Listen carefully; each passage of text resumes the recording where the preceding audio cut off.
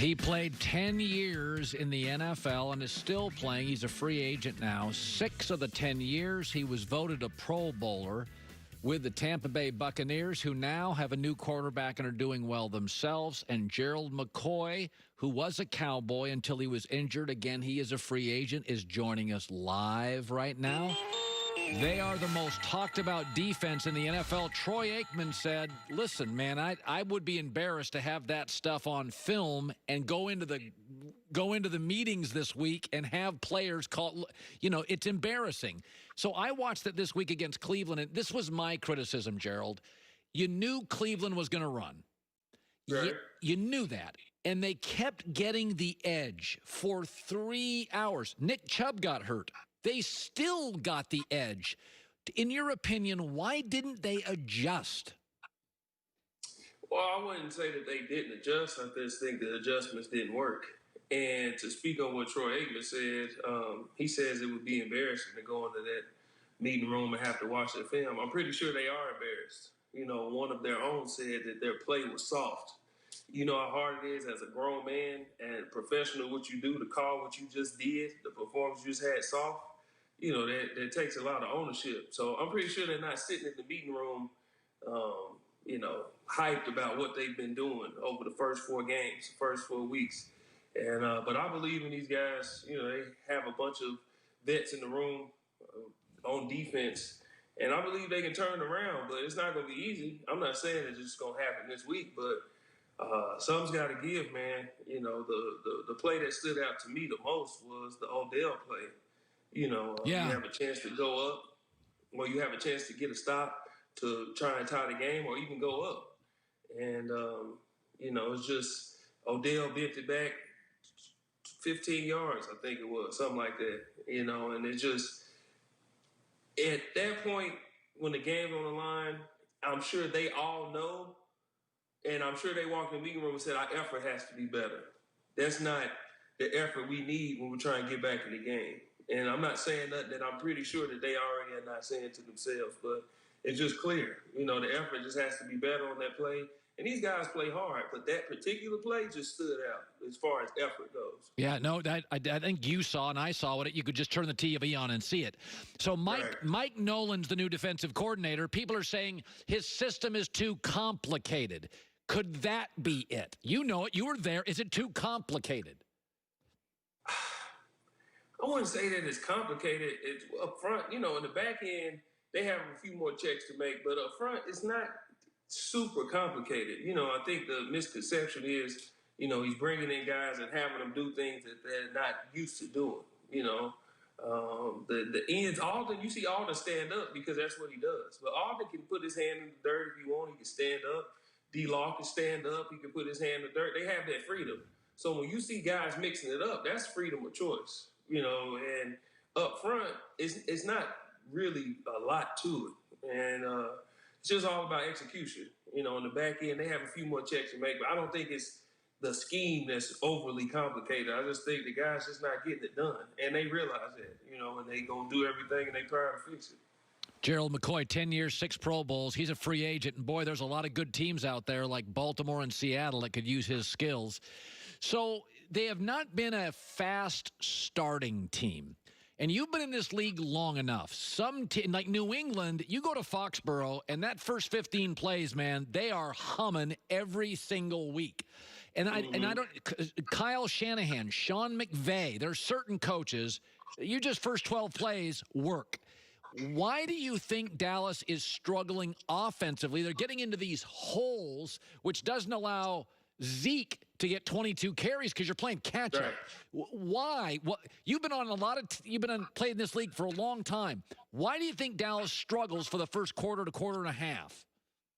Well, honestly, I'm not sure because it's all about game plan. It's all about knowing what you see. Like if this was Tampa when I was there or Carolina when I was there, I could answer that question honestly. But not being there to see what the offense is doing throughout the week, I don't know. I'm not sure. But what I do know is NFL one-on-one, it's hard to maximize a dominant running back when you fall behind. people are saying, well, Zeke is not doing what we expect Zeke to do. Well, Zeke actually is doing what he's supposed to do, but when you fall behind, it's hard to give a guy like Zeke the ball over and over. You can't run the ball when you fall behind. You got to start passing. And Zeke is a ground and pound type running back. He wants those carries. Zeke wouldn't mind getting 30-plus carries a game. He wouldn't mind it because he loves to just grind defenses. But when you fall behind, you don't have that luxury, and they just got to do a better job of starting fast. By the way, he has a torn right quad. I assume torn right quad. So before we get on to my Buccaneers question, are you officially out for the year? Could you come back late in the playoffs, or where are you at with your recovery? Yeah, I'm out for the season. I'm 7 weeks out as far as from my surgery. It's 7 weeks on Tuesday. But I'm ahead of schedule. I'm doing great, but it's no rush. Okay. The doctors already said I'm out for the season, so what's the point in rushing back, man? Come back as healthy as I can be and be the best me I can. But it's going to take some time, but I'm willing to do it. I go to rehab 5 days a week. Wow. I start roughly 8:30, 9 o'clock, and I'm leaving around 2 o'clock. So I'm all day, every day. This is what I do, and then I come home and do more stuff. It's all grind with me. Gerald McCoy joining us. So you played in Tampa for 9 years. You know this organization. You really know the personnel. And we were saying before the season started, Gerald, that I think Todd Bowles he's the best coordinator currently in the NFL. I think he's the best one. And I think their defense at the end of last year really, really played well, especially in the front seven. So I don't think it's a Brady story as much as it is a defensive story to this point. They shut the Chargers down in the second half. Are you surprised at all? Every week they look a little better. You're probably not surprised by their quick turnaround this year, I would imagine. No, I'm not surprised by the defense because the offense was what people hyped up because of all the weapons they have. And obviously you have Tom Brady who's coming in, who we don't even have to talk about what he's been to this league. But the defense, with how they were able to finish the season last season, they were already established. So this team was going to be carried by the defense to start the season. And once the offense started to develop, as you've seen on Sunday, they developed even more with Tom, throwing 5 touchdowns. It's going to do nothing but get better. And I just have to say this. I would be remiss if I didn't say this. And anybody who knows me and knows my love for this particular player knows I have to say this. Levante David, okay? He was the player of the month, the defensive player of the month. And I think he is the most underrated linebacker we've ever had in this league. He doesn't get the accolades, but he has all the numbers. Go look at his TFLs. Levante David is second or third over the past 5 or 6 years or something like that. And he's in the conversation with J.J. Watt and Aaron Donald. This is Levante David we talking about. Yeah. You look at his takeaways. You look at his tackles. He's not getting the all-pro votes, the Pro Bowl votes, but he's just as good as all of these guys. And if you ask around the league and bring up his name to any linebacker room, to any defense, and you say Levante David, they're going to say this exact same thing. So I'm so happy that the Bucs are on center stage and everybody is going to get to see. And the Bucs getting all the pub they've been getting over the first 4 weeks of the season. First 4 weeks, he's already player of the month. That should let you know what he's been doing. This is not new. This is who Levante has always been. And I personally think he's the best linebacker in football. This is me.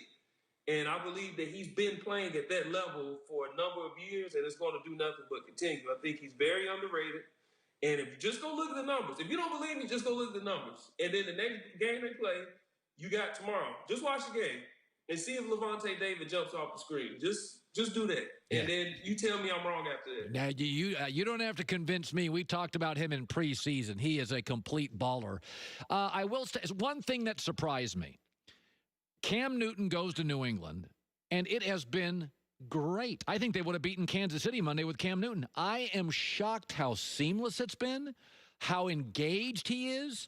I think they're a nightmare. If they could get a vertical threat offensively, I would. If I was Kansas City, I'd have no interest playing Cam Newton in New England again at all. I think they're – are you surprised at all how seamless – he didn't even have a preseason. He didn't have OTAs. He got there late. Are you surprised how effective it's been? Me personally, I'm not. I played against Cam from the time he stepped in the league twice a year. And if you really pay attention to Cam Newton's career, over the last 3 years, the struggles have come from injury. Cam has been hurt. People are not paying attention to that. He's had shoulder surgeries.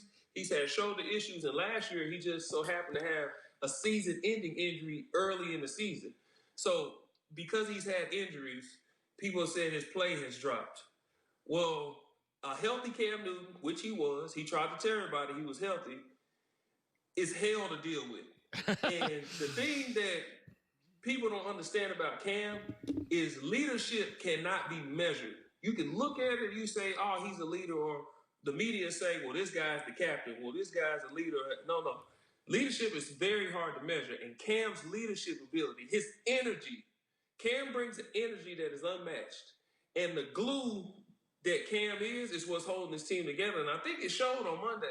His presence not being around, they just didn't have the same type of energy. It just wasn't the same. Something felt different. That's right. Just his presence around that team is changing them. And I'm excited to see moving forward because I agree with you. I believe if Cam had played, they would have won that game. Yeah, I think he's going to get an extension. I thought he was a rental player for a year. I watched Monday, and I'm like, nope, he's going to get an extension. New England's too good to get a top 10 pick. I would sign him today to an extension for the next couple of years if I was the New England Patriots. I think he should. He should. I think he deserved it, and I believe it would be the right move. Yeah. Hey, it's great seeing you. Out for the year, torn right quad. He'll be back soon enough, and there's a lot of teams out there, I think, that could give Gerald McCoy a look, buddy. I appreciate you coming on the show. Yeah, absolutely. Thank you. And as you can tell, I've been in a horrible mood. I'm not happy at all, miserable, sitting back, watching football. I'm not smiling at all. Just everybody was wondering if I was sitting back miserable. Yeah, really miserable right now. You look like a happy guy to me, man. Gerald McCoy. Yes, sir. All right. Thanks, buddy. Chris Collinsworth around the corner. First, though, Joy Taylor with the news. No.